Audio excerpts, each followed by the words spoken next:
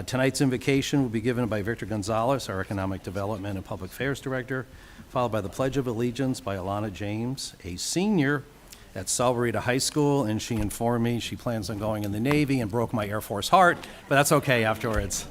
We like all the services. So, Victor?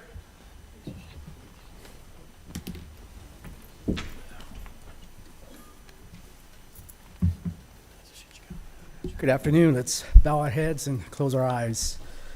Dear Heavenly Father, the Creator and the Almighty, the one who gives life and the one whose love and mercy are new and abound with each new day. As we initiate the start of this town council meeting, I ask for your blessing upon each one present in this room. May the Holy Spirit guide our thoughts, our words, and our behavior amongst each other, that we may love our neighbor as we love ourselves, this in obedience to your word. For those who claim Jesus Christ as their personal Savior, I ask that you continue to use us to be of good testimony within this organization and the community, and that whatever we do it to bring honor and glory to your name, and that our testimony and actions be a means to spreading the gospel. The Bible teaches us that God's favors extends to those who proclaim him and his word, offering blessings and protection. I thank you for your favor and for how you have preserved this organization and its leadership, this council, for much time. Let us now be steadfast in proclaiming your name and reverence through prayer. May we not falter in our walk, and that tonight's proclamation by this town council, observing the week of August 24th to the 31st as a week of prayer, be but a humble effort to hold your name above all else. We love you, and we ask these things in the name above all names, Jesus Christ, our Savior and Redeemer. Amen. Amen. Thank you, Victor. Appreciate it. Will you guys please join me in the pledge? I pledge allegiance to the flag of the United States of America and to the republic for which it stands, one nation, under God, indivisible, with liberty and justice for all. Thank you. Thanks for being here. We move to roll call. Madam Clerk? Councilmember Gillespie. Here. Councilmember Lisk. Here. Councilmember Lytle. Here. Councilmember Morales. Councilmember Priolo. Here. Vice Mayor Egbert. Here. Mayor Murphy. Here. Quorum present. Thank you. We move to two presentations. We'll be doing one presenting a proclamation declaring the month of September is Ovarian Cancer Awareness Month to Devin Stalder, our Director of Parks and Recreation, and a second one declaring, as Victor mentioned, August 21st through the 31st as a week of prayer to our council members, and I'd ask Councilmember Diane Priolo if she would come down and join me at this time. Devin, we'll start with you.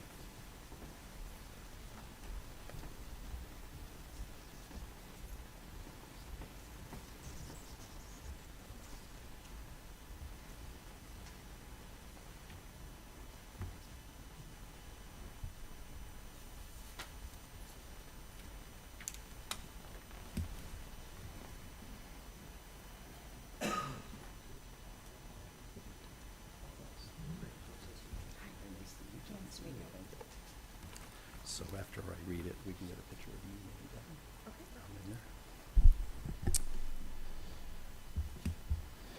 you. Whereas ovarian cancer is a serious health concern affecting women every day, and this cancer is often difficult to detect, making public awareness campaigns vital. And whereas Turn the Town Teal, a national ovarian cancer awareness program founded by Gail McNeil, is dedicated to educating the public about the often subtle and ignored symptoms of ovarian cancer, emphasizing the vital message: the earlier the diagnosis, the better the prognosis. And whereas September is recognized nationally as Ovarian Cancer Awareness Month, a time to amplify efforts to inform and empower individuals with knowledge about the disease and save lives through the early detection. And whereas the town of Salvarita is committed to promoting the health and well-being of the residents and recognizes the importance of early detection and awareness in improving outcomes of those affected by ovarian cancer. Now, therefore, it be resolved that I, Tom Murphy, the mayor of the town of Salvarita, on behalf of the town of Salvarita, do hereby proclaim September 2025 as Ovarian Cancer Awareness Month. We encourage all residents of the town of Salvarita to learn more about the symptoms and risk factors of ovarian cancer and to support the efforts of organizations like Turn the Town Teal and their crucial mission to save lives through awareness. In testimony whereof I have hereunto set my hand and caused to be affixed the seal of the town of Sahuarita on this 18th day of August, 2025. Thank you for being here. Appreciate it. Did you, before we do official, do you want to say a couple words? Sure. Okay. Why not? Hi, my name is Audra Schrock, and I'm an ovarian cancer survivor. I was diagnosed with ovarian cancer at the age of 21, and by the grace of God and some wonderful doctors, they caught it in stage 3 because of knowing signs and symptoms of ovarian cancer. So this is why this is important to me. I feel like it is a very hard thing to detect. There's not anything out there to detect it other than knowledge. So bringing awareness to other women and people that care about the women in their lives is why I'm here today. Thank you. Appreciate it. Thank you. Just join me. We'll go have a picture with you. Oh, thank you very much. Thank you. Thank you. Thank you. Thank you. And bring it to Thank you. Thank you so much. Our next one, when Diane approached me with this, I thought, here we are at the beginning of our fiscal year, right? We're coming out of our summer break, and I certainly thought it was appropriate. So thank you for bringing that to my attention. Whereas the Declaration of Independence expresses our founders' reliance on the guidance of the blessing of nature's God, the Creator, the supreme judge of the world, and divine providence. And whereas the values found in religious scripture, including love thy neighbor, justice, and personal responsibility, remain foundational to a free and thriving society. And whereas the town of Sahuarita has been richly blessed, yet we continue to face challenges such as destruction, violence, broken families, and threats to our values and the way of life. Whereas the strength of the town of Sahuarita lies not only in our resources, but in the character, faith, and resilience of our people. And whereas we recognize that healing, unity, and lasting change require not only sound policy, but also divine guidance and moral renewal. Whereas we humbly seek the mercy of God, asking for strength in our families, integrity in our institutions, and peace in our communities. Now, therefore, it be resolved that I, Tom Murphy, the mayor of town of Sahuarita, on behalf of the town council, do hereby proclaim August 24th through 31st, 2025 as a week of prayer and testimony whereof I have hereunto set my hand and caused to be affixed the seal of the town of Sahuarita on this 18th day of August, 2025. Thank you, Diane. May I say something? Absolutely.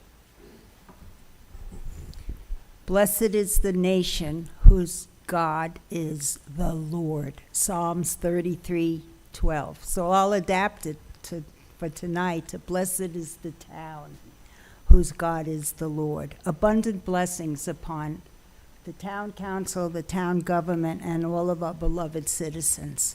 Shalom, shalom. Thank you. Want to grab a picture? Sure.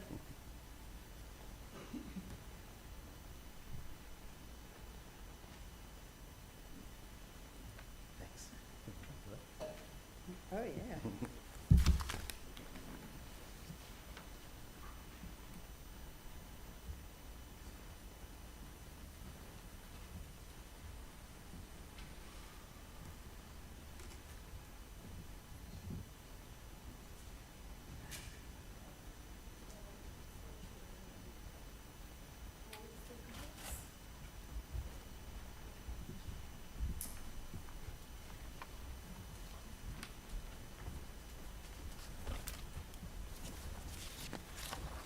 Next, we come to call to the public. The call to the public is now open. I invite spokespersons or individuals to address the town council on any topic on the consent agenda or any issue the town council is legally permitted to act upon in the future. Appointing a spokesperson is not just a means to extend speaking times, but also a way to delve into a specific topic, providing more details or effectively represent the community's views. Spokespersons representing 10 or more individuals present at this meeting may speak for 10 minutes, individuals for 3. Instead of the 3 minutes speaking time frame, individuals represented by spokesperson will be asked to stand while their spokesperson addresses the town council. Per Arizona open meeting laws, the town council cannot discuss matters that are not on the agenda. However, individual council members may respond to criticisms made by the speakers, request staff to review the matter, or propose adding the topic to a future agenda. And of course, I ask everybody to remain respectful. Harassment, personal attacks, yelling, or discriminatory remarks will not be tolerated. Please direct all comments to the council as a whole and allow others to speak without interruption. So I have a few called to the public. I have one for a future agenda item, and I'll begin with Dr. Manny Valenzuela. And there's a light system there, Dr. V. The green one is starting. The yellow one means you have 1 minute left. And as I mentioned, the red one, the trap door opens and you disappear. So we try to avoid that. Thank you. Good evening, Mr. Mayor, members of the council. You know, as I begin my, I can't believe it, but my 16th year as the proud superintendent of the Sahuarita Unified School District, I come here to say thank you, to say that I never take for granted the spirit of community and collaboration that kind of defines us. And I'm very grateful for that spirit of community and collaboration. And I wanted to address a particular issue this evening. You know, over near Walden Grove on Sahuarita Road, for years I've heard from parents and community members about the increasing volume of traffic and the congestion, especially during peak hours in the morning and in the afternoon. We've addressed that. My gratitude first is for how we have the ability to reach out to one another, to build relationships, to build trust, and to work on things together. So we've been working on this for a while. We've been planning. You have engineers and people that do that kind of thing. When we came to the realization, probably last spring, that this was doable, it met the criteria, and all the planning had taken place, we wanted to do it as expediently as possible. And I remember speaking with your town manager, Shane Dilley, and he and I agreed. We shook hands on the need to do it. We realized it was going to take money. We agreed to split the costs, and we committed together to try and get it done before the start of the school year. And I'm pleased to express gratitude on behalf of our families, our parents, that it was done. It was ready for the first day of school, and I've heard multiple comments, especially from the parents of new and young drivers, for that formal structure there that allows and supports the safety of in and out traffic into that area. So really, I just want to say thank you. Thank you for that spirit of collaboration that allows us to do more together than we could do alone. Again, I never take it for granted, and together I look forward to doing more great things together. Thank you so much. Thanks, Dr. V. Thanks for being here. Rick Corrado?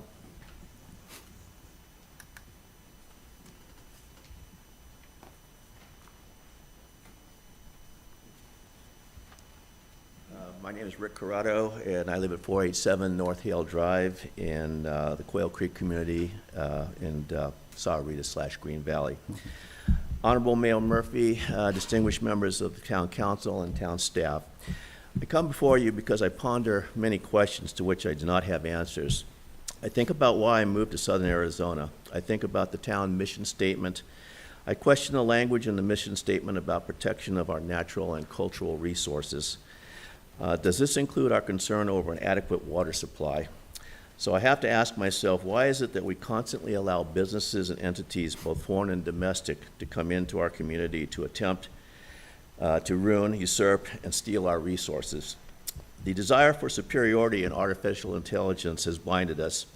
We want copper, we want data centers, we want jobs, we want tax money, we want growth. Yet no one considers the costs to achieve such dominance. We continually put the cart before the horse.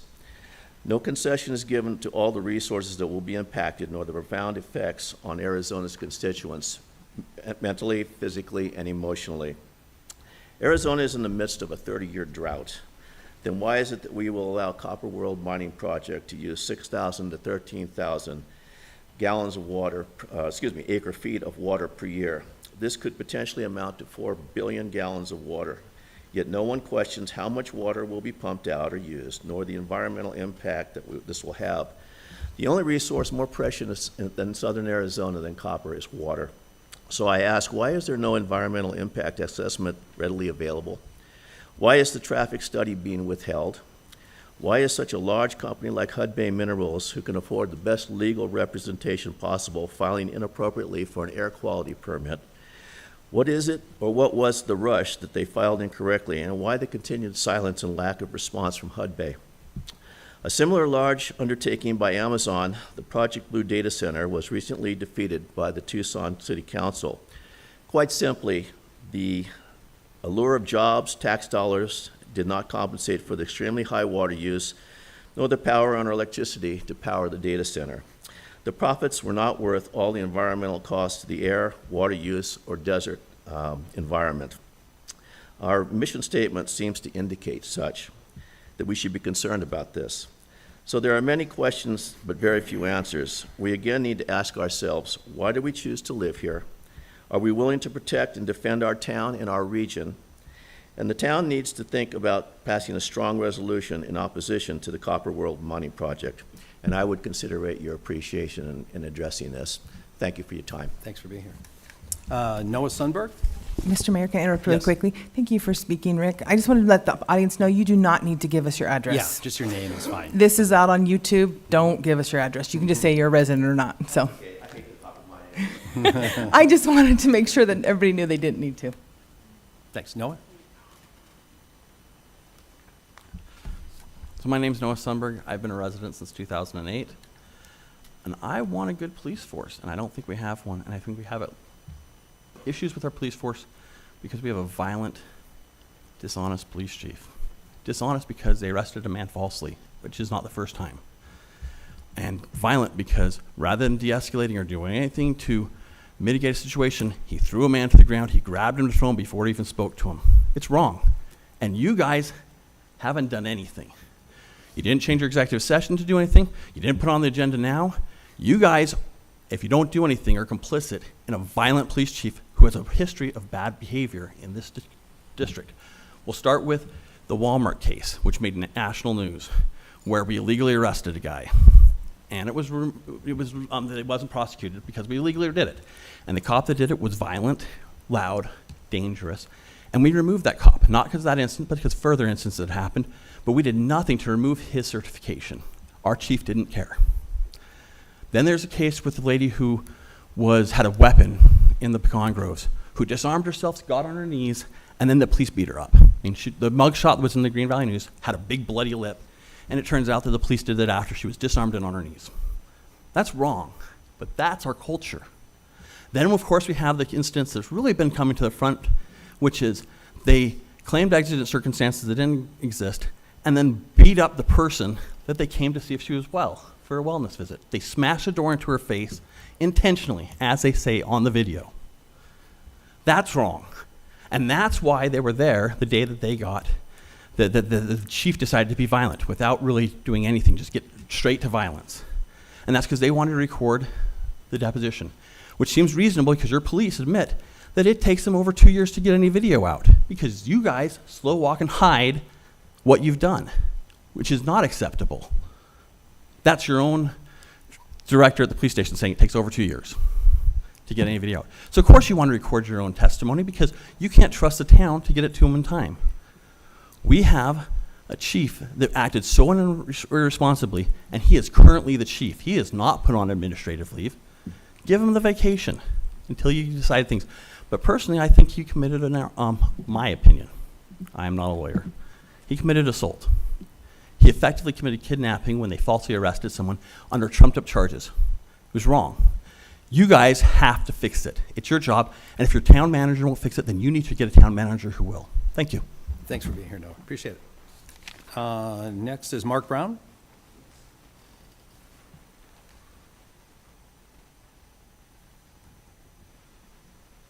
Good evening. Hello, I'm Mark Brown from Pima County. And I gotta say to this guy, wah. James Springer, James Freeman, what do you wanna call him? The ginger. The chief should have choked him. We gotta choke every ginger in town. We can't have gingers running around Sarah Rita. You know, we can't have gingers, we can't have people with a camera. You put a ginger with a camera, we need to get him out of here. We can't have any of them gingers. And that's basically all I gotta say. All gingers should be thrown out of Sarah Rita. Sarah Rita is not the place for gingers. So if we can throw out all the gingers and bring in more people like Chief Nolan, he knows what to do with gingers. We saw. He knows how to handle gingers. That's how you got to handle gingers, is you put them in a headlock and you throw them to the ground and you break their camera. He had a 4K camera. None of us in Tucson can afford a 4K camera. We have to use 1080 or 720. But he had a 4K camera. You got to break that camera. You can't let anybody with nice cameras like that around Saravita, especially in the police department. So I thank you for what your chief did, and we need more people like him. We need more people in Saravita to choke out gingers. Thank you. Thanks for being here, Mark. Jack Medoff, I think. Apologize. Mehoff. Oh, it's an H. I'm sorry. Jack Mehoff. I wasn't sure if it was two T's. You got to or say an it H. faster. Jack Mehoff. Jack Mehoff. Yeah. How you guys doing? Great. Great. I'm with this man over here. I think Chief John Nolan did a pretty good job choke slamming that guy with no probable cause. What do you guys think? Well, you know we can't respond to calls. Well, that's fine. I mean, your smile is good enough. I know you understand me. And this town attorney over here, I know he understands. He was just laughing at that last one. But yeah, I mean, where do you guys think this should go next? Like, if you can't take this to the police department, where should this guy go? I know you can't respond, but I mean, should his friends resort to violence for him? Take people out? I mean, take it to the next level? What should happen here? I don't know what the next move would be for the average layman that can't file a civil 1983 lawsuit against you people. I think the town should be held liable. I think all you guys should be held liable. We all know that won't happen, right? I mean, you guys are all immune to any consequences and repercussions. That is until some psychopath on the internet, which we've got a couple hundred people in here right now, they could show up at your houses. You know, they could look up any one of these names. I mean, you guys ought to deal with the problem. That way the psychopaths don't attack you. But then again, he is a ginger, so you should probably beat the shit out of him again. As he said to the police the last time I was getting arrested, tase him in the dick next time. I think that'll be a little more appropriate instead of beating him in the Cerrito Police Department hallway there. But Mayor, I think you ought to think about this. Go home tonight and think about if your son, your wife, your family, anybody was choke slammed by Chief Nolan, what you would want to do and what you would want to have happen. You know, hire another agency to investigate him or have one of his sergeants arrest him. I mean, you got to do something, right? Are you even trying? Is there any efforts with you people? And you got a nice smile on your face, and you are the vice mayor, so you're coming up next. You got gingers in your family? Yes. They should be. My husband, my son. They should be. Love choke slammed gingers. too. You should bring them to the police department. All right. Well, I'm not going to waste any more of you guys' time. Thanks for being Figure here your tonight. chief issue out, please, or we'll do it for you. The internet thugs will do it. Thanks for being here. That's all the call to the public comment cards I have. Does anybody else like to address the council? Seeing no movement, I will close the call to public and move on to item number 7, which is a brief summary of council and town manager current events. Councilmember Lytle, have anything? No, just, I'm happy to be here. No, thanks. Debbie? Kim? Yes, I have a few things. Go ahead. So the last time we met was in June, and at that time I told everyone that we were doing coffee with council. So, You might want to just get a Councilmember- little closer Oh, to the sorry. mic 'cause it'll be recorded. Councilmember Morales and I did coffee with council, and we happened to do our first one in Quail Creek at the Madera Club. And we had about 10 people that came. It was really well received, and we're hoping to do it again in the future. So it was really a nice kickoff, and hopefully in the fall we'll start doing it on a regular basis and do it in other places so people can come and talk to us, and yeah, so it was nice. Also, at our last meeting, I had talked about that I was having my first resolution committee meeting, and I'm on the Transportation, Public Works, and Infrastructure Committee. And our topic, we had 2 resolutions that didn't really go anywhere, but around EV cars. And one of the things that was really enlightening, so this has been coming forward, I guess, for the last 5 years or so. So when we buy our gas, there's a tax in there that helps support our roads. And because more and more people have more efficient cars and more, especially electric cars that don't contribute to the gas tax, the state is losing anywhere between 11 to $20 million a year. So the big question is, what can we do? One of the things that I thought was really interesting was Gilbert does have, they've done it themselves, it's not through the state. They have, their city does have charging stations, and they charge 25 cents per kilowatt, which is about equivalent to what you'd be paying for your gas if you were filling up. And that's for the first 4 hours. After 4 hours, if they're not still charged or they're just taking a little bit longer, then it hikes up to 70 cents. If the person is there using it more of a parking spot than just going in and filling up or charging up, I guess, then they do get fined $5 per hour after that. I'd love to see the council talk more about this and what we can do here in Sahuarita. Obviously, the people that own their own vehicles probably have their own charging stations or chargers at their home, but it's also the people that are using our roads that aren't necessarily Sahuarita residents. Yep, and maybe we'll have staff, it could make a note maybe for our next budget retreat. That would be a good topic of conversation. Thanks. And then 2 more things. I want to thank Devin and the Parks and Rec staff. They did a phenomenal job on the 4th of July. I know that feels like it was a million ages ago. But just really, it was really fun, and it was a great event. And last but not least, I applied for the civic craft leadership program, and I did get accepted into that program. I also believe the Councilmember Umbrella also did. And we have our first kickoff meeting this week at our conference. So I just wanted to share that. Yeah, thank you. Diane? So Councilmember Lytle and myself had the pleasure of meeting with the Director of Community Water, Arturo Garbadon, and we were interested in doing a deeper dive in the state of our aquifer, because we realize that our constituents are concerned about the water issue in Arizona, and particularly as Sahuarita grows. That was the first of many endeavors to explore this fully. And when I go to the League conference, the League of Arizona Cities and Towns, starting tomorrow through Friday, I am signed up for their in-depth workshop on water. So that was that. And then I am grateful to God that I have also, along with Councilmember Kim Lytle, been accepted into the Civic Craft program. We're one of 2 of 60 throughout the whole state that were accepted for this mentorship and advanced leadership training program. So wish us luck. Thank you. Good luck. Thank you. Dr. Gillespie?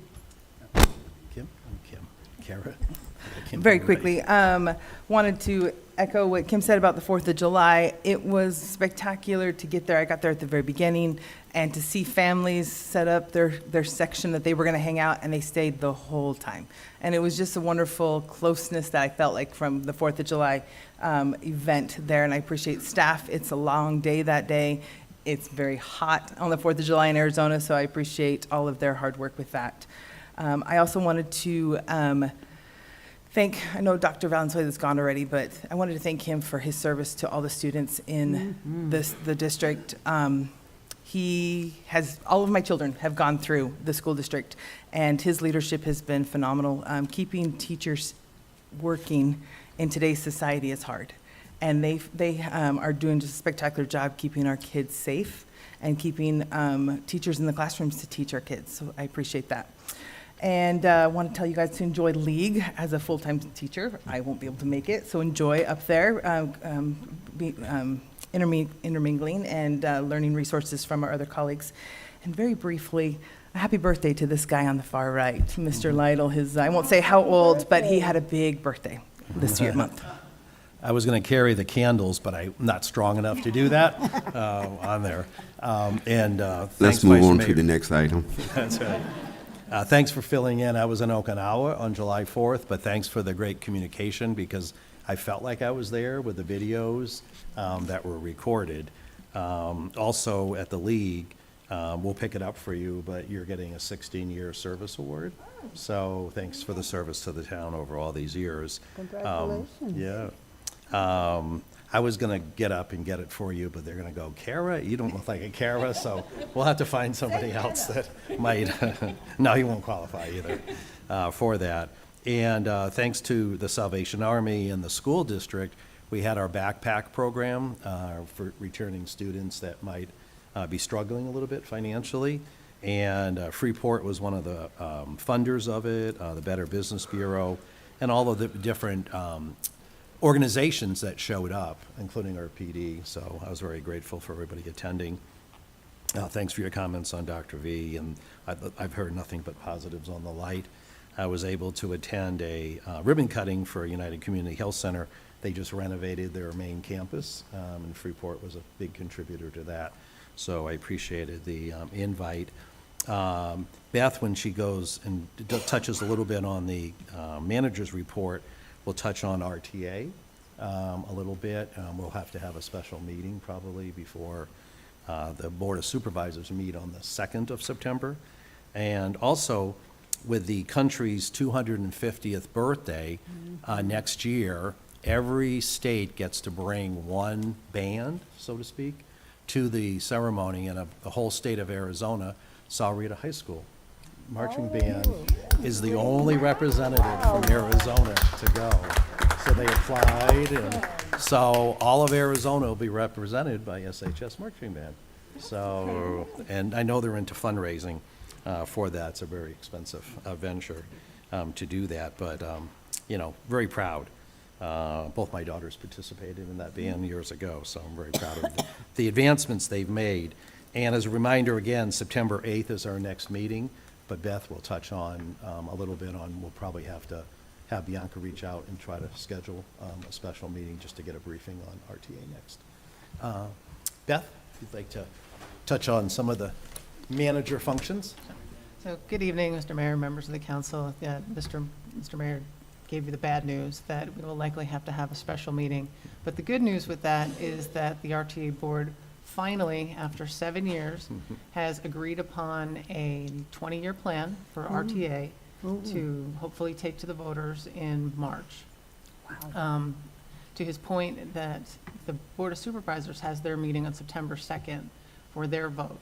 So we would have to have our discussion before then. That's to put it on the ballot, to be clear. The supervisors, just like all elections, have to put it on the ballot. So it has to get through them. It's more technical, but it has to be done. That's the reason. Thank you, Mr. Mayor. Thanks. So we will have Bianca reach out to try to schedule that special meeting. Mike Ortega, who is now the current executive director for PAG RTA, will come down and give a presentation on the 20-year plan and kind of where we go from here. So, and we'll talk more about that actual plan, you know, at that meeting. But there's additional good news with that plan. So it's finally a plan that I think that I know last time we talked, we were less than enthusiastic about the plan, and at this point, I think we've reached a place where there's enough in it for the town of Sahuarita and for our voters that we can stand behind it. Thanks. Did you want to touch on anything else? I think that's good. Okay. Thanks, Beth. Appreciate it. Thanks. Next, we move to item number 8, which is the consent agenda. And I was asked to remove for a separate conversation 8D. AC Mariotti wanted to address that. So I'll ask the consent agenda to be approved minus 8D, and as soon as item is finished, I'll move to 8D. So at this time, I'll entertain a motion. So moved with those corrections of moving 8D to the regular agenda. Thank you. Second. We have a motion and a second. All those in favor signify by aye. Aye. Any opposed? Motion carries. Madam Clerk, item 8D. Resolution number 2025-0840, Finance and Budgetary Policy Updates. Thanks. And AC? I'm assuming you're presenting this item? Yes, Mr. Mayor. Since the word finance was in there. Members of the council, I appreciate this opportunity to really make myself available to you to answer any questions that you may have on these recommended changes to our financial and budgetary policies.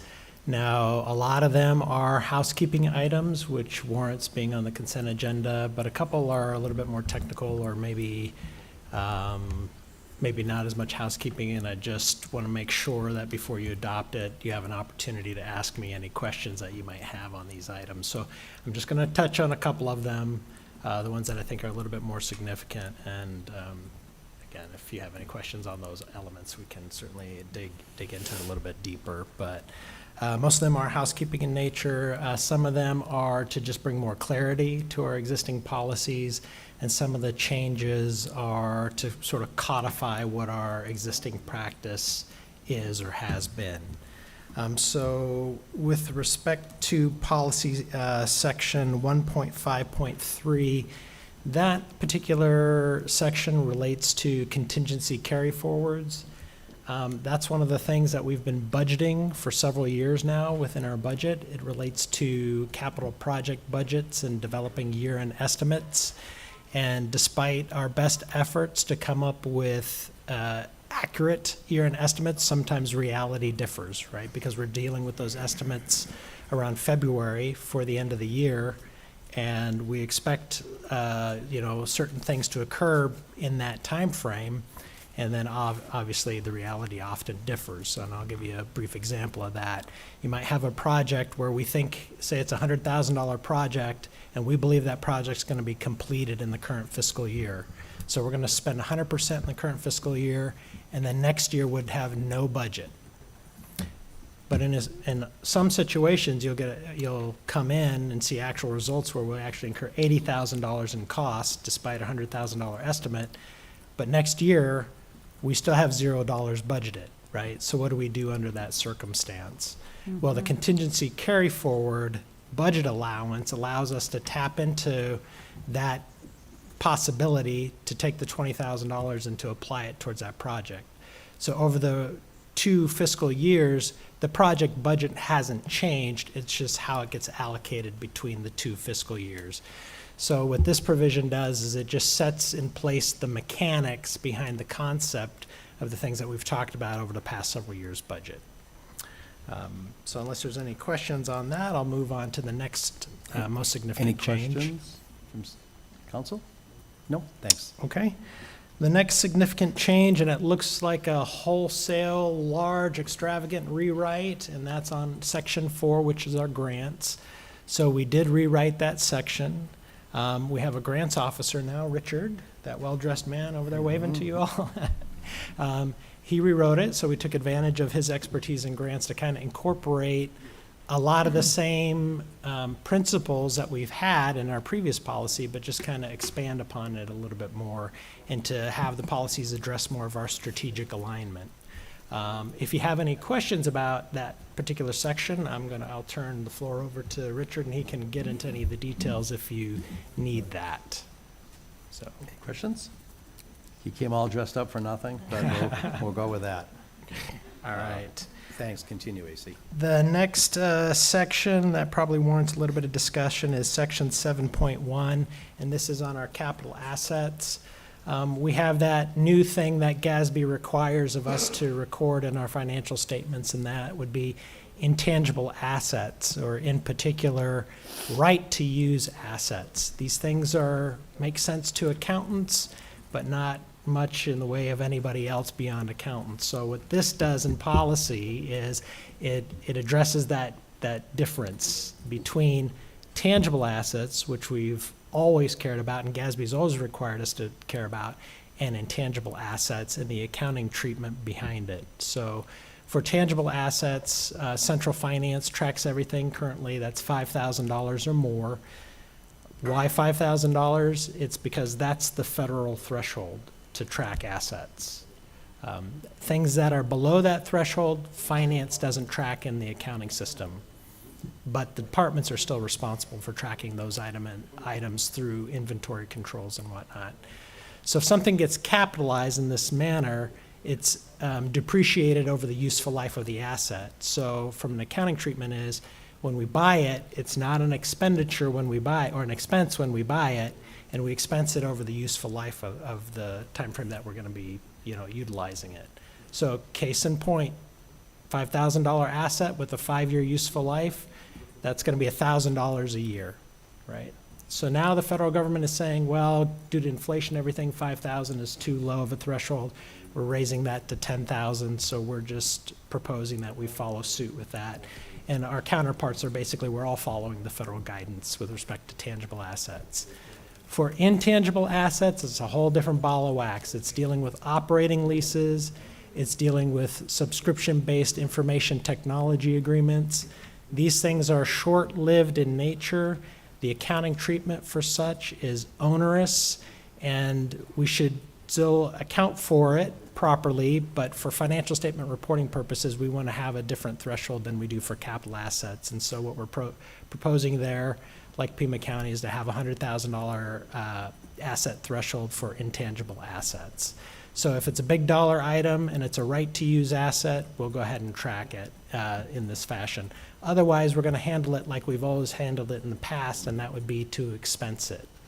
So if it's an operational lease, instead of amortizing that over, say, 3 years of the copier lease, we're just going to expense that in the current year budget.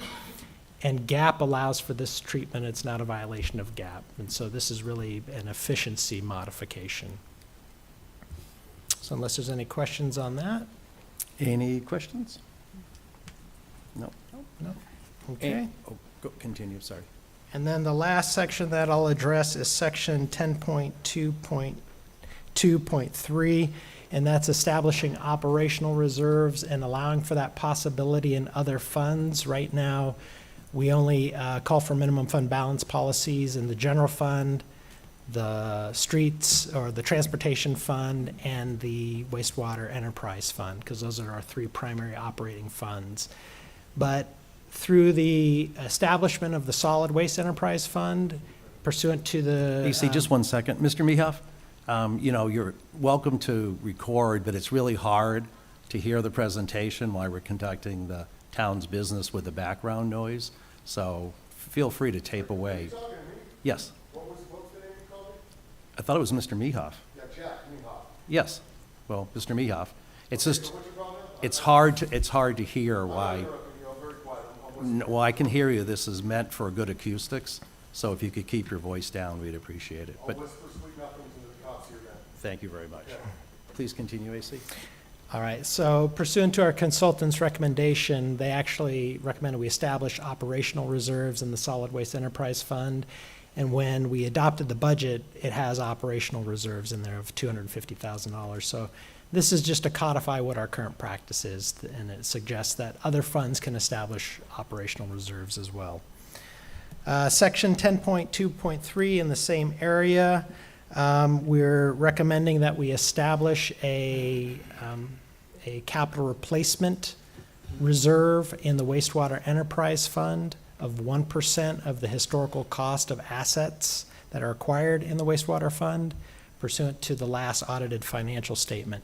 And this is something that our consultants recommended when we did the last rate study. So many of you weren't here when we did the last rate study.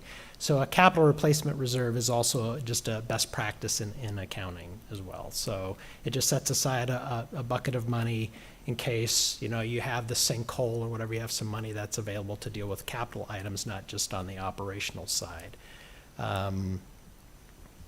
If we were to apply that 1% to our last audited financial statement, that reserve would equate to about $600,000.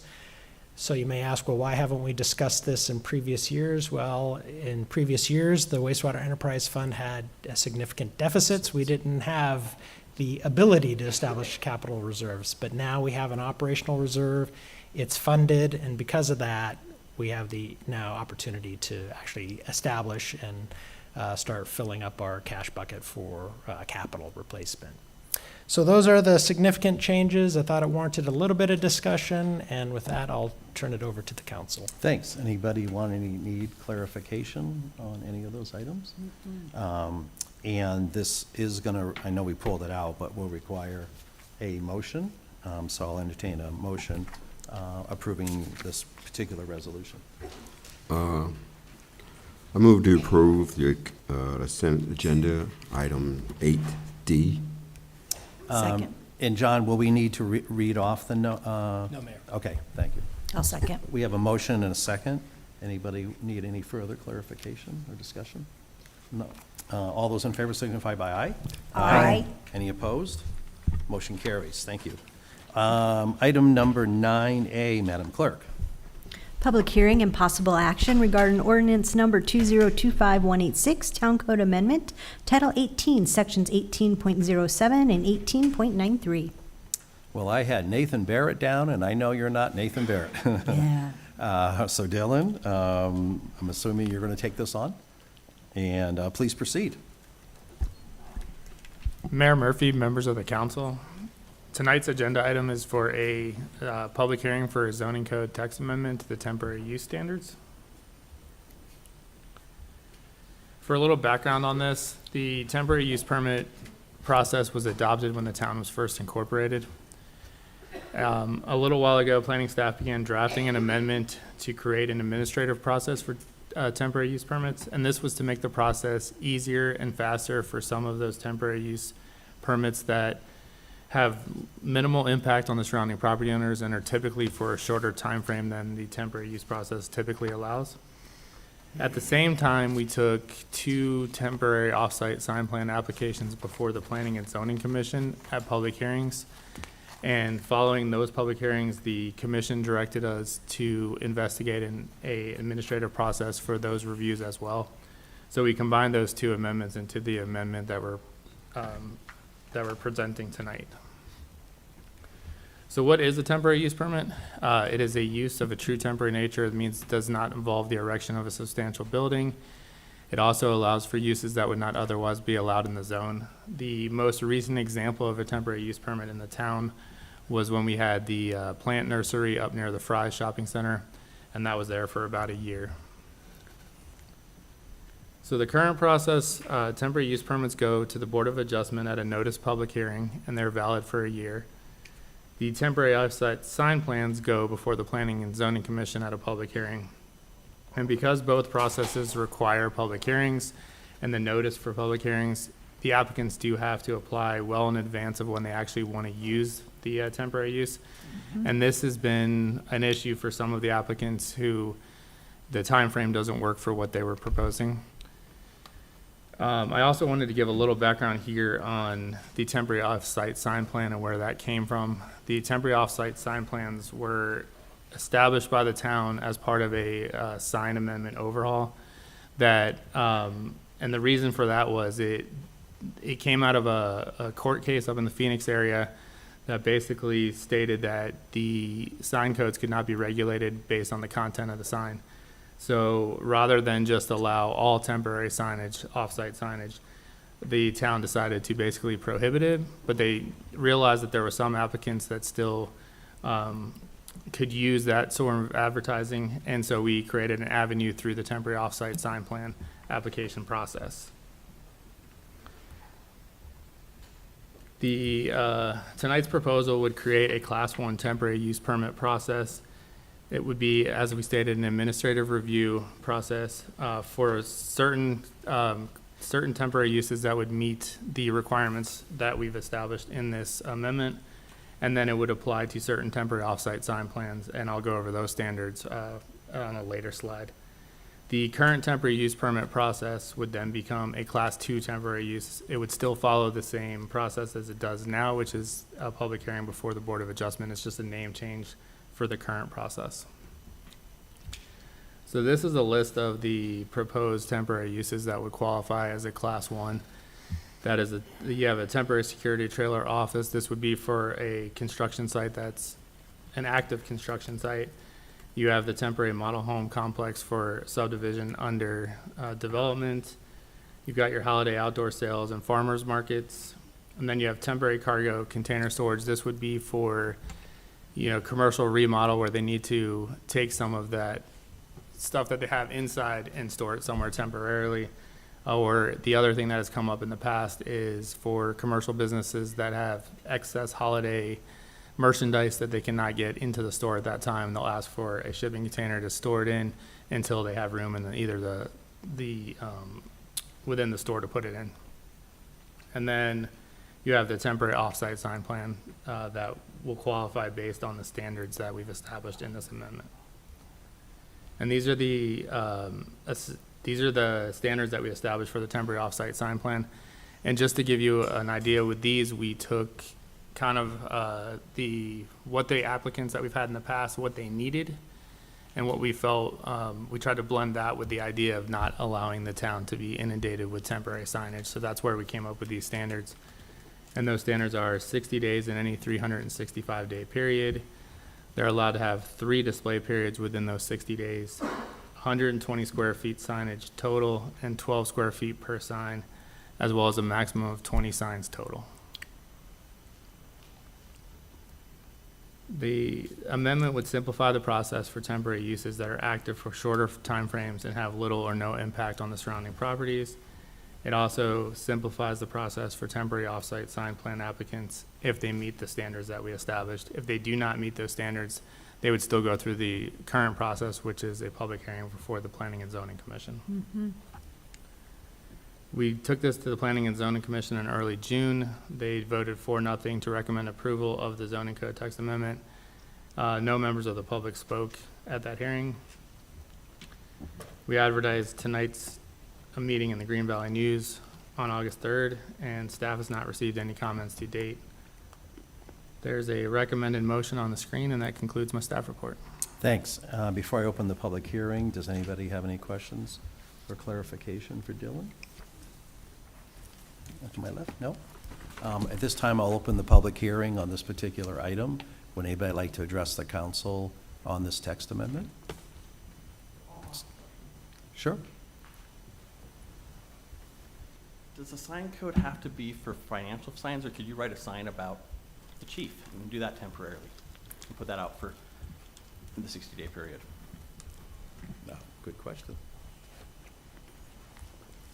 Did you hear the question, Dylan? I did. Or John would like to maybe weigh in?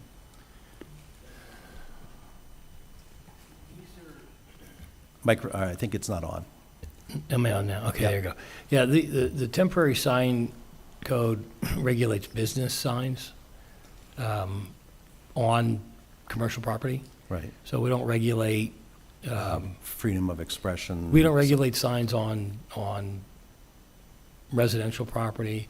There is we do have some regulation of political signs in the right-of-way, but that's public right-of-way, and those are limited to a time frame around the election. Right. But on private residential property, there's no regulation of non-commercial speech. And probably the HOA, if there is one. Yeah, that's not our, right, not our purview, lane. so to speak. Okay. Yeah. Thanks. Anybody else like to address the council? Seeing no movement, I will close the public hearing and entertain a motion at this time. Mr. Mayor? Yes. I move to adopt ordinance number 2025-186. Second. We have a motion and a second. Any second. further discussion? All those in favor signify by aye. Aye. Any opposed? Motion carries. Thank you. Next is item 9B, Madam Clerk. Public hearing and possible action regarding the Garage Sports Bar liquor license application. Thank you. And now it is Mark. Good evening. Mark, thank you. Yes, Mark Felix, Deputy Town Clerk. Good evening, Mayor and members of the council. The item before you is a public hearing and consideration of a recommendation to the Arizona Department of Liquor License and Control regarding an application for a Series 6 bar liquor license for the Garage Sports Bar located at 19221 South Alpha Avenue within the incorporated limits of the town of Sahuarita. The applicant, Ana Luisa Castro Gonzalez, is requesting an owner transfer of license number 06100027 from the Garage AS BBQ LLC to VC Garage LLC. A Series 6 license is a quota license, meaning it's limited in number and must be acquired through private sale or lottery. This license allows the business to sell and serve all types of alcoholic beverages for on-site consumption, as well as limited off-site sales in original containers, provided those off-sale transactions do not exceed 30% of the total annual liquor sales and comply with specific state restrictions. This license is transferable within the same county and the location and the applicant are eligible under state and local requirements. As part of the review process, the application was routed to the Police Department, Public Works, and Community Development. No objections were received from any of these departments. Additionally, the town clerk's office has not received any written protest from the public regarding this application. The required $400 application fee has been paid, and all submission requirements have been met. Staff recommends forwarding a recommendation of approval to the Arizona Department of Liquor Licenses and Control. I'm happy to answer any questions you might have. Thanks, Mark. And then this is a location that was already serving alcohol previously under a different ownership, correct? That's correct. This bar previously was called the Coaches. It had a long established location here in the town. Last year, I believe it switched over to the new owners, and now this is another. That's the owner. reason why we have to go through this process, correct? That is correct. It's because it's a transfer of the Series 6 liquor license and it was done through a private sale between the two entities. Yep, thank you. Any questions before I go to the public hearing? This also requires a public hearing, so at this time, I'll open up the public hearing. Does anybody like to address the council on this item? Seeing no movement, I will close the public hearing and entertain a motion once again. Mr. Mayor. Yes. Excuse me. I move to submit to ADLLC a recommendation of approval for the transfer of Series B liquor license for the Garage Sports Bar located 19221 South Alpha Avenue, Green Valley, Arizona, within the limits of the town of Sahuarita. Thank you. Second. We have a motion and a second. Any further discussion? All those in favor signify by aye. Aye. Any opposed? Motion carries. Thanks, Mark. Next item is, Madam Clerk, letter 10A, please. Discussion and possible action regarding ordinance number 2025187, establishing solid waste fees for additional waste collection cart and service reinstatement fees. Thank you. And Mr. Logan, Daniel Logan, is our Public Works Deputy Director, and we're presenting this item. And as you know, it's very limited in scope, which I'm sure Daniel will touch on, but please continue. Thanks. Yes, sir. Good evening, Mayor, council members. Yeah, very, very simple. We've posted it out to the public. We've let everybody know. This is simply to solidify into our ordinance that additional trash carts to go along with their current trash carts will be an additional $6.49 a month. And then the reinstatement fees for over the 90 days on vacation hold will be at $50. And this is just simply to put that into ordinance. Yep, thank you. And anybody have any questions for Daniel? I have a question. What happened, do we finish out the contract with neighbors that are adjacent that want to share? Can I go into that at all? Is that, I'm happy to. Okay. Okay. I just didn't know It's where it about the left it. shared use, but if it's not agendized and it's only on this, can we ask a I mean, if question? you want to talk about the rates for shared use, that's fine, but, Well, I think we left it that we were going to do a contract, and I didn't know where, I guess I'm surprised that it wasn't added. can you lean into the mic? I can't hear. Oh, sorry. Sorry. I know when we talked about this in June, we sort of were at our last meeting, we talked about a contract that was going to be written up regarding the adjacent neighbors that we're going to share. Yeah, that form's available. Okay, so I didn't know, I guess I'm Can just asking. Daniel do a quick update, Yes. clarify that a Yeah, I little mean, we bit? can finish this and then get the update. Or I can Briefly, take it yeah, I offline. think, Absolutely. just if it's a report, sure. Right. Okay. Okay. Would you like to report on this item? Now? Question? or- Yeah. Okay, yeah, absolutely, thank you. Yeah, we did a lot of work, we went to the table.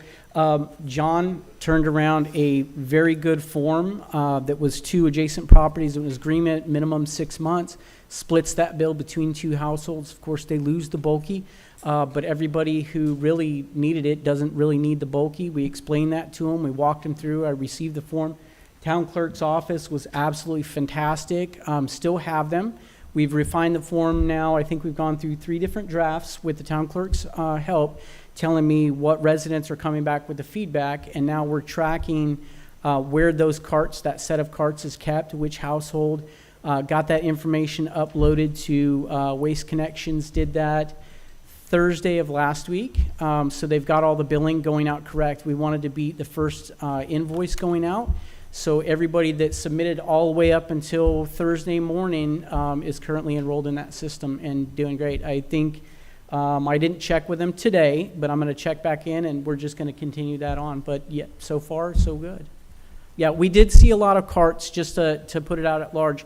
Some carts that were not on the delayed because they didn't, they didn't know that they were doing the shared bin.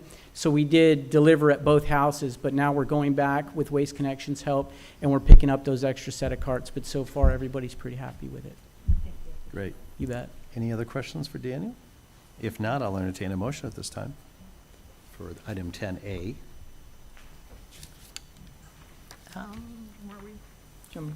Jimmy, do you have it? I move to adopt ordinance 2025-187. Second. We have a motion and a second. Any further discussion? All those in favor signify by aye. Aye. Any opposed? Motion carries. Thank you. Thank you. Madam Clerk, item 10B. Approval of appointments to the Board of Appeals.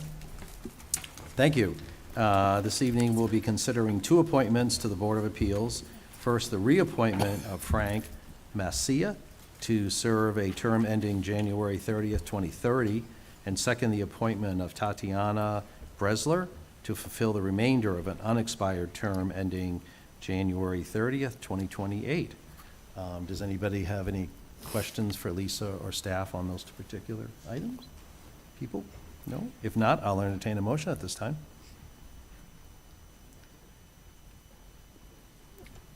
I move to reappoint Frank Macia to the Board of Appeals for a 5-year term to expire on January 30th, 2030, and to appoint Tatiana Brazil to the Board of Appeals to fulfill the remainder of an unexpired term to expire on January 30th, 2028. Thanks.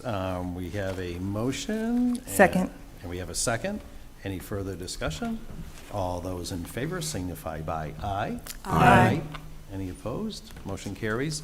I don't know if either one are here this evening, but if you're not or are, thank you for your service to our committee. Mark?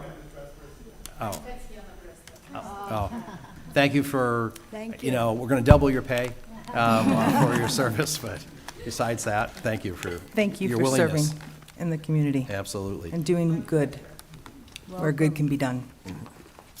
Next, we have item 10C. Madam Clerk? Discussion and possible action regarding the Arizona League of Cities and Towns annual resolutions. Oh, go ahead. Doris, thank you for being here. I think officially this is your first This is my first, yes. presentation to our town council. Thank you very And much. Yeah, and this is my first time meeting all of you here at the council meeting, so I'm really happy to be here. And tonight I'll be providing a brief overview of the resolutions that Mayor Murphy will be voting on tomorrow at the policy committee meeting at the League of Arizona conference tomorrow, starting tomorrow. So Mayor Murphy and members of the council, there are 9 policy resolutions this year that will be voted on at the resolutions committee meeting. And this discussion is to provide overview of these resolutions and also the draft position that the town currently has on each of these resolutions, and have council discuss and ultimately decide what the position of the town should be on each of the resolutions. So for the staff reports, there are 9 resolutions, like I mentioned. 7 of these resolutions currently the town supports. 1 is neutral, and the final one the town currently opposes. So in the order of the presentation, I'll be sharing the first 7 that the town supports, the one that the town is neutral on, and the final one that the town opposes. So these 9 resolutions fall under 4 different committees: the Budget, Finance, and Economic Development Committee, here on the BFED, the General Administration, Human Resources, and Elections Committee, here on GAHRE, Neighborhood, Sustainability, and Quality of Life Policy Committee, here on NSQL, and the the Public Safety, Military Affairs, and the Courts Policy Committee, here on PSMAC. So for the first one, which falls under the BFED, the resolution is to allow cities and towns to make mid-year budget adjustments. The purpose of this resolution mainly is to give cities and towns the flexibility in making changes to their budgets. This is because some cities and towns overinflate their numbers, leading to inefficiency. So the rationale behind this policy essentially is to give the cities and towns the flexibility to make mid-year budget adjustments when necessary. The next resolution also falls under the BFED, and that is to authorize the use of tax increment financing. And this would allow cities and towns to use the TIF, which is the tax increment financing, as an economic development tool for their municipalities. And this will also help fund or provide future tax growth to help fund projects within specific areas. And the next resolution also falls under the GHARE, and that is to authorize the termination of a candidate's committee if the candidate is deceased. According to this resolution, there are currently no clear processes or process for closing a campaign account if a candidate is deceased. And because of that, it doesn't allow municipal clerks have the authority to end those committees, and those can also lead to inefficiencies as well. So this resolution is to provide an avenue for cities and towns and a clear process to close the accounts, the campaign accounts, once a candidate passes on. The next resolution is also under the GHARE, and that is to create additional 1-year extension of voter-approved TPT rates to comply with consolidated elections. From this resolution, there are some voter-approved local tax rates that expire on odd-numbered years, and these years or dates do not match with the state's even-numbered election years or schedule. So the purpose of this resolution is to let cities and towns extend the rates for an extra year so that it matches up with the state's even-year election schedule. The next resolution also falls under the GHARE, and that is to streamline annexation processes for those impacting sole owners or those initiated by ownership groups. So this resolution wants cities and towns to be more efficient when it comes to annexation, because according to that, there are some administrative delays, and the process is quite cumbersome when it comes to annexation. So the resolution will help streamline the annexation process and make it more effective and efficient. And the next two resolutions that also fall under the ones that the town supports is the one that falls under the NSQL, which is to allow cities to rein in proliferation of short-term rentals and address repeat violators. So the purpose of this resolution is to enable cities get more control over short-term rentals and enable them to pose or impose certain limits or distance requirements, as well as be able to revoke licenses of short-term rentals from repeat violators. So in order to make more like balanced tourism with neighborhood livability in these municipalities. And the final resolution that is under the ones that the town supports is one that falls under the PSMAC, and that is to coordinate with state partners to protect and preserve the Public Safety Personnel Retirement System, which is the PSPRS. And the purpose of this resolution is to work with state partners to protect past pension reforms, carefully review any proposed changes using data, as well as support efforts that lower long-term repayment costs.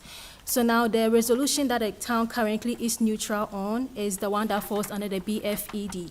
And that resolution is to reform governance processes of special districts to enhance fair representation. So according to this resolution, there are some county-run special districts that serve large city populations, but they don't give cities a fair voice when it comes to decision making. And so this proposal or this resolution would explore ways to ensure that these cities have proper representation and that there is fairer decision-making where cities actually contribute a lot, but then they have little say in decision-making. And the final resolution is the one that the town currently opposes, and that falls under the GAHRE. That is to tighten oversight of historic properties and authorize municipalities to establish requirements for buildings that are vacant or abandoned. So the whole rationale behind this resolution is that there are some abandoned or poorly maintained historic buildings or properties that pose health and safety risks in these municipalities. So the resolution is to give cities more authority to require repairs or enforce that these buildings be maintained properly, or that new owners be even found when it comes to the extreme. And it will also bring about some fees as well as flexible code to support this preservation effort. And Mayor Murphy and members of the council, I'd like to add that this particular resolution actually generated quite a lengthy conversation between myself, Councilmember Priolo, Shane, as well as Anna Cassidy of Community Development. And Shane wanted me to particularly highlight this resolution for council to weigh on, so that the ultimate decision will be with you, whether town should oppose or whatever decision that the council may decide. And with that, I conclude my staff report. Thank you very much. Thank you. Thanks for the very inclusive report. As I think a lot of the council members know, when I think we had 4 people, Diane, myself, and Ed. Kim, you're on one too, one of the committees. So any town can submit a proposal, and the league's philosophy is if it affects the cities and towns statewide, those are the things that usually they deal with and will touch on. The ones that either can be maybe dealt with different means through another organization, or doesn't have a statewide presence or consideration, those usually get tabled. It's a very lengthy discussion, typically through each subcommittee. Typically, once the subcommittee approves, it doesn't usually get reversed, because then all 91 cities and towns that attend get a vote up or down, and they usually default towards the subcommittees who did a lot of work on it. So I just wanted to give a little background on that. And so Doris, can you just, first of all, is any questions about any of them? And were you looking for direction on the one in particular? All of the resolutions are at your pleasure, whatever you decide on. Right. But for this particular resolution, the last one that I read, we want your direction, whether we should stay opposed or whatever decision that you make. Okay. Does, Diane, did you want to touch on that one at all? No, can you read it again, please? Okay, so the resolution is to tighten oversight of historic properties and authorize municipalities to establish requirements for buildings that are vacant or abandoned. So in that one, we're talking usually historical properties, Right. which we don't have a lot of on there. So one of the things, because I'm the voting member of them, is, and in the past, we haven't had this thorough vetting. It's sort of been a trust, with me, but because of the subcommittees. So you can either weigh in or allow me to see how the conversation goes on there, or unless anybody wants to. Usually it's been, I trust you, Tom. We can go with what you see the direction of. Do you want us to say I support Tom? Well, that could be. That's always a nice one, because I'll get up there and be talking with other municipalities on there.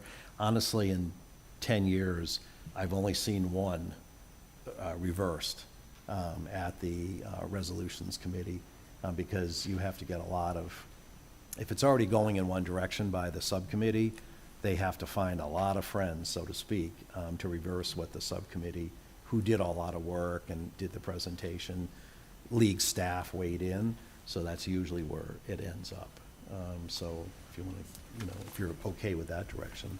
Well, I can use this one. I move to support the 9 Arizona League of Cities and Towns proposed annual resolutions. I'm sorry, before we do that, I had, Noah is. Oh, my apologies. No. call to the public if you want to address us on the resolutions. And remember, we can only, we only can act on the You can talk whatever you resolution. want about, or you can choose not to. That's fine. I'll say again, I'm Noah Sundberg, and I've lived in the town since 2008.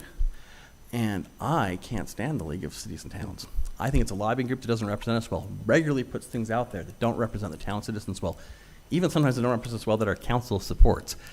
But we are supporting a lobbying group that regularly we are funding to go against our citizens' interests. It bothers me.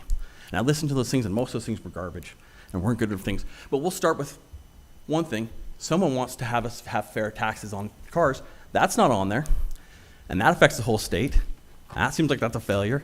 It's pretty easy. You put a tax on vehicle charging stations, and you increase the VLT tax. But we're not represented there.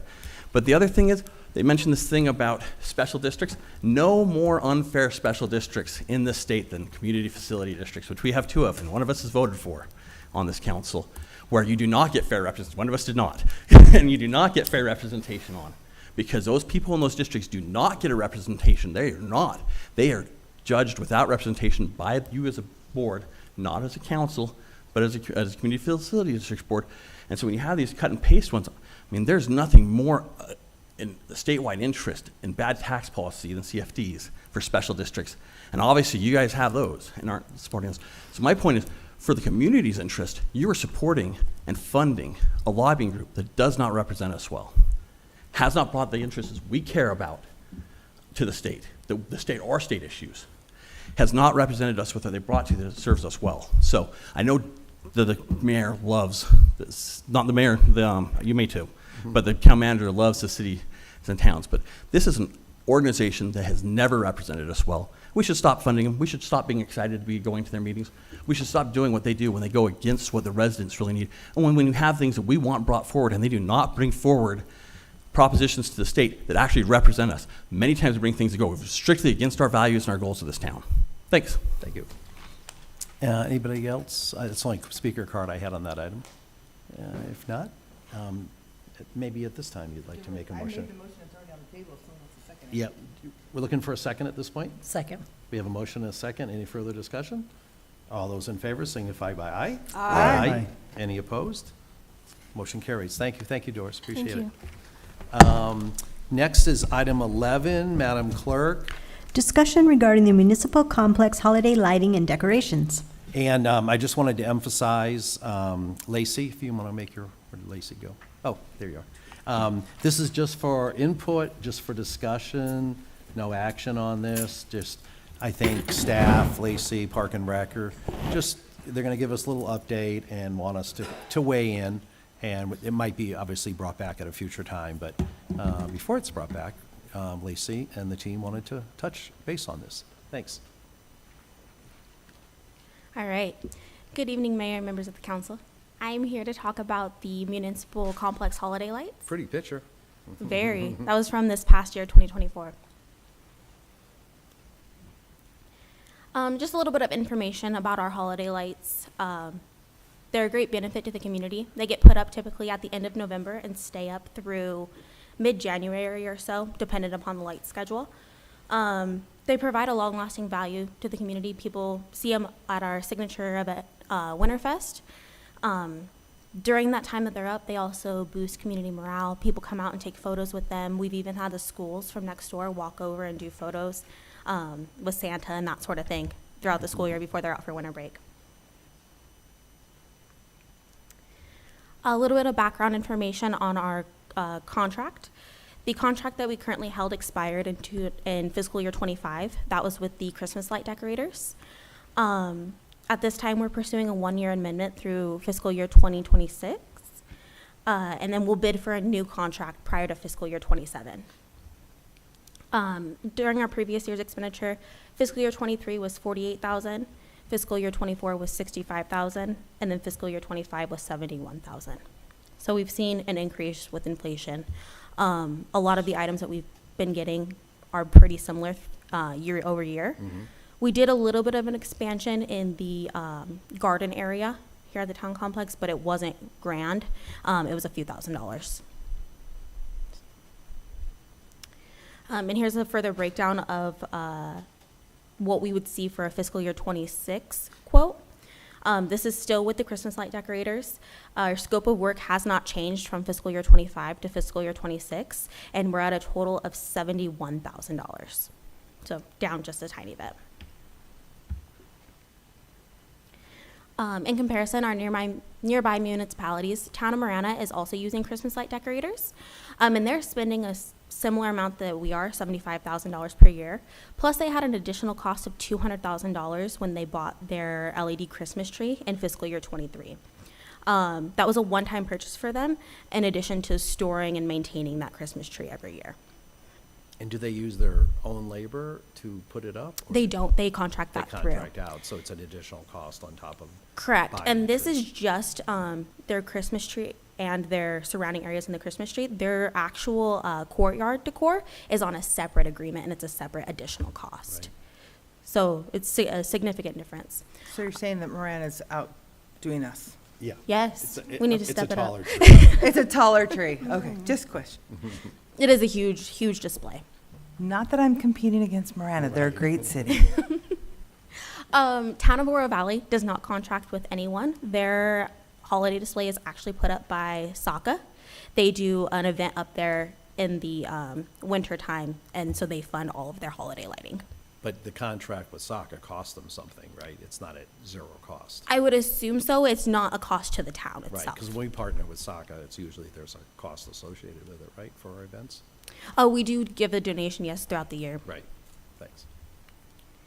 So at this time, we have three options to move forward with our Christmas lights. Option one would be to amend the current contract and continue using the Christmas light decorators as a rental package that we're doing now.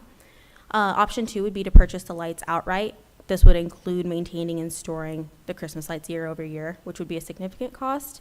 And then option three would be a hybrid approach, own some items and rent some items. Thanks.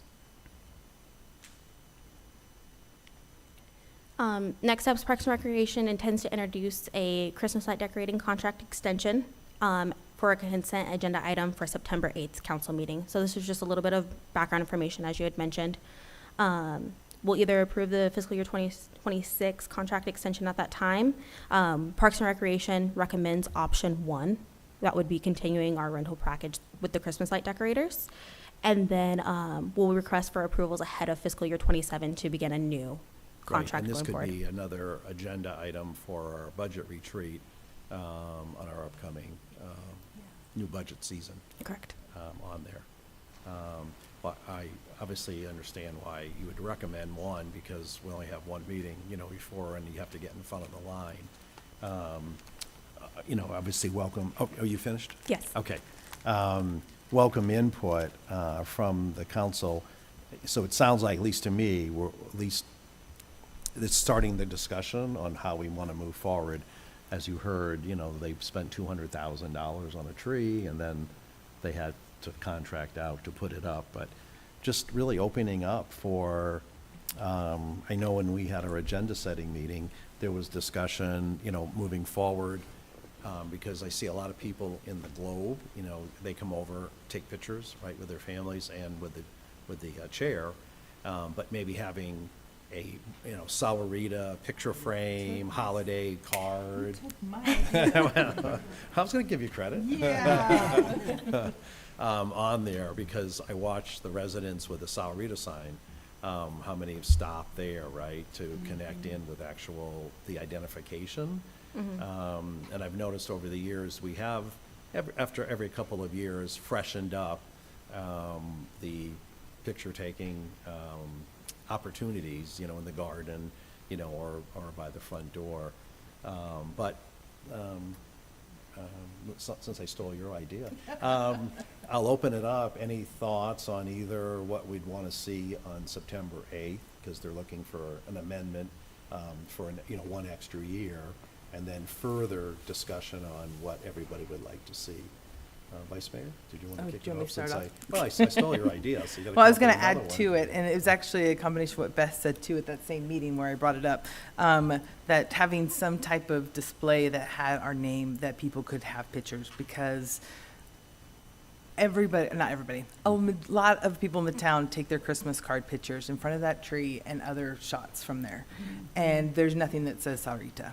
And so having a permanent structure of some sort that, and I love that Beth's idea that maybe we could talk to the SHS art project that we do every summer for the future project that's coming, that we could have something that could be there permanent potentially, but then would be decorated with the ivy or whatever and lights for the holidays thing. So that was just my suggestion on something to consider this upcoming year. And I also always remember when the ice sculpture people are here and, you know, they carve out Sahuarita, right? Yes. On there, the town of Sahuarita, and people are always jockeying for that position because there's the identification with it.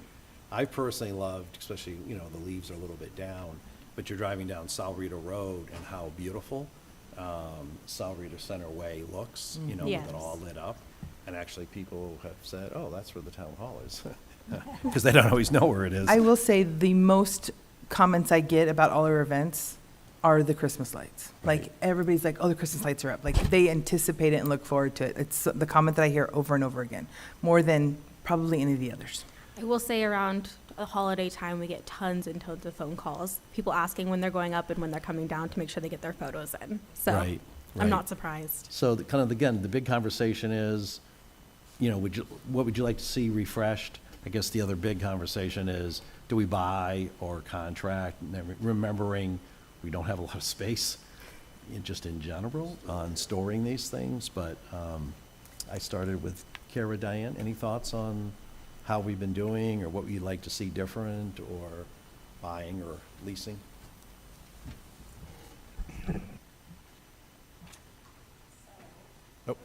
Turn. Personally speaking, I'd like to know, are we married to the same color scheme?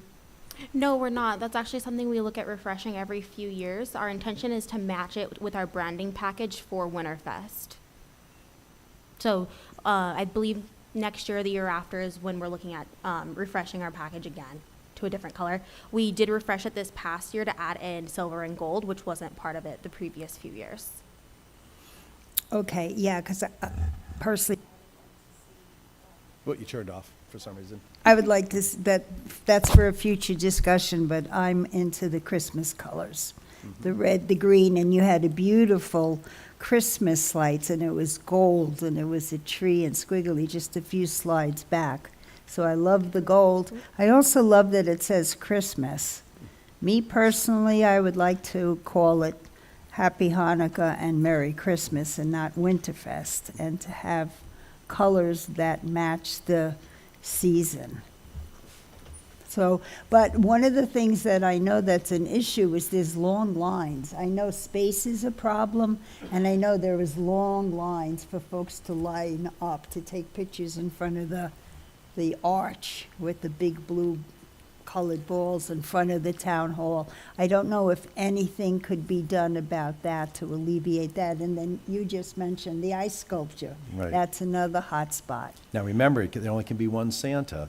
We don't want to spoil. No, there can only be one Santa. And unfortunately, the line gets long when everybody wants a picture, our young community, right, with Santa. Yes. It is such a joyous season, so I'm open to hearing about improving it and making it even better and more joyful for our residents.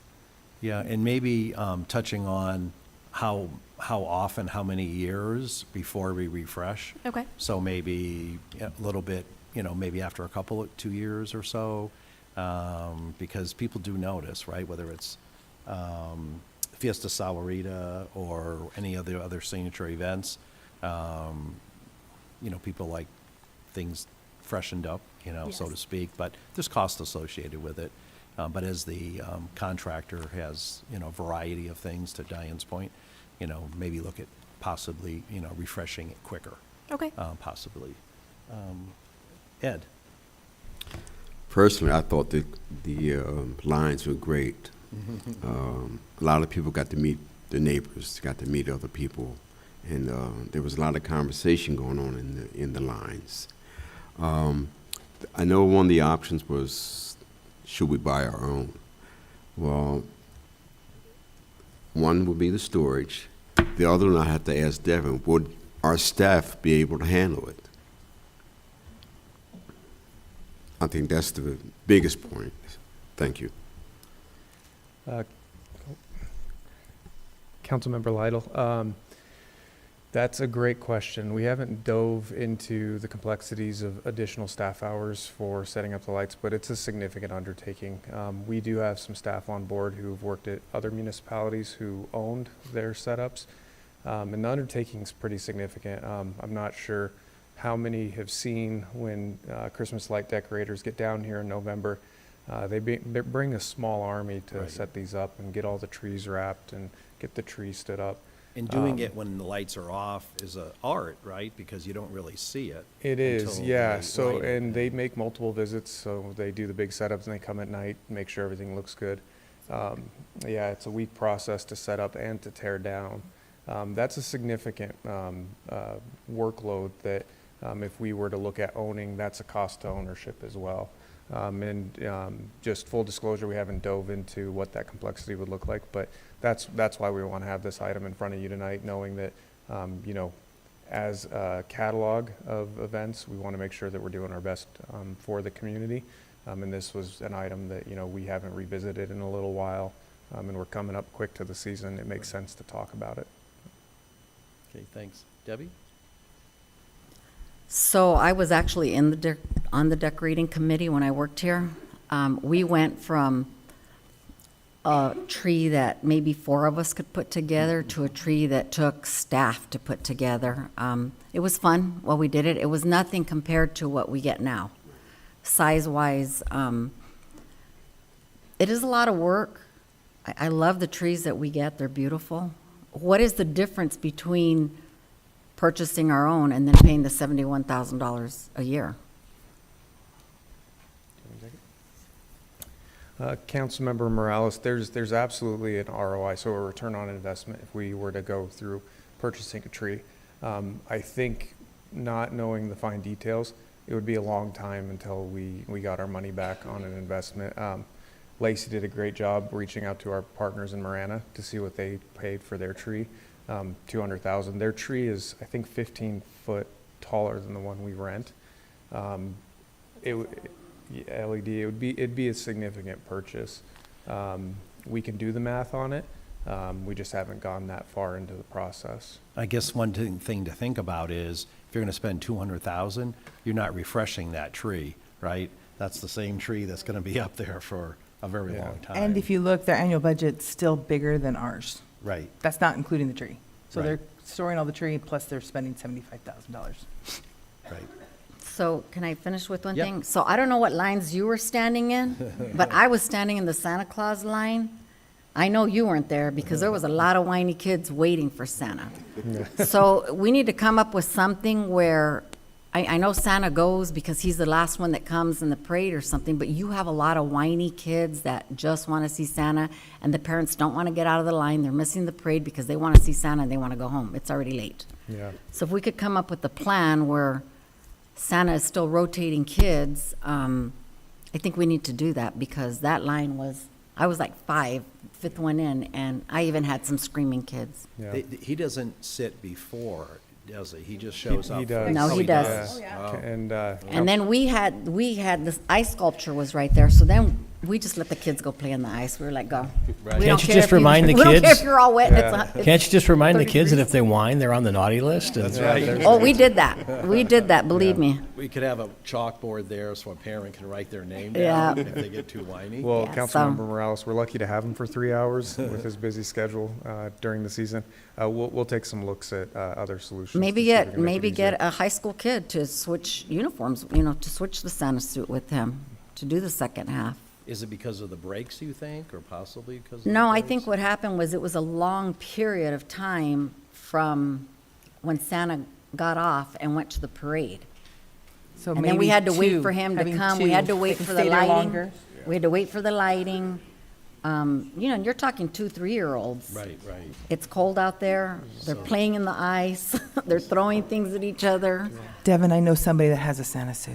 Right. Who could fill in. He has a wife, too. Just saying. Just to add on, we are already looking at increasing the time that Santa's here during the event by an hour and a half this year. So we'll take that into consideration as well. I don't think it's the time, I think it's the gap. That Santa is not present. The most popular time. Right. Right. It's the gap. Yeah, we'll definitely take a look at that. But remember, there only can be one Santa, so we have to time it to where he magically gets from the truck. And my girls are scarred because of that. It's like, We'll be sensitive to our decision-making on this one. thank you. Kim, did you want to weigh in anything?